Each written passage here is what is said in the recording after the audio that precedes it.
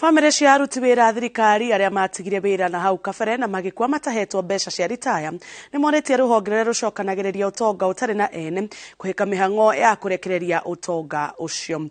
Bamĩrĩ ici kuma kaunti ya Tana River ciugĩte ikoretwo ikĩihũria maratathi ma gwĩtia ũtonga ũyũ kwa ihinda rĩa mĩaka 2 kuma rĩrĩa mĩhang'o ĩno yambĩrĩirie, ĩndĩ gũtirĩ mbeca marĩ mamũkĩra. Akũrũ aya marenda mĩhang'o ĩno kũhĩkahĩkwo nĩguo arĩa magĩrĩirwo nĩ gũteithĩka na ũtonga wa endwa wao magunĩke.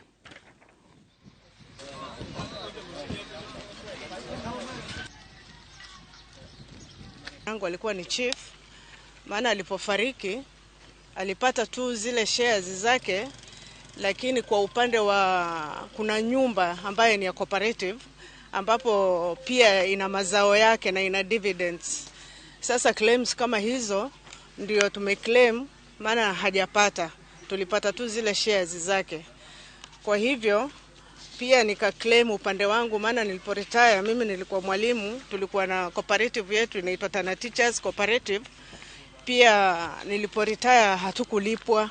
Sasa ukienda hapo ofisi unaambiwa tu bado kuna shares zetu ziko hapo, kuna nyumba, hatukupata dividends paka tumeretire, paka niliporetire pia ndio nika-claim hiyo.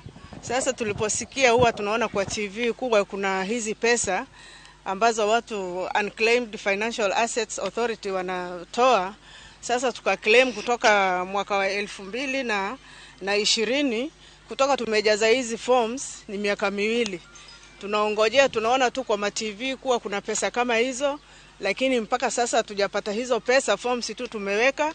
Kwa hivyo tunaomba hii serikali ya Hustler Nation watusaidie ili hizi pesa tuzipate, maana tuna watoto wanasoma.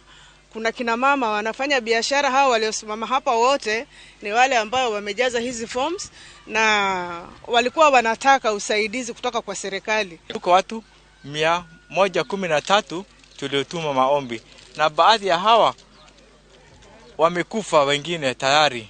Sasa itabidi familia zao waanze hizo process upya ambayo already saa hizi ilichelewa. Na wale wakianza tena upya, it will create much delay.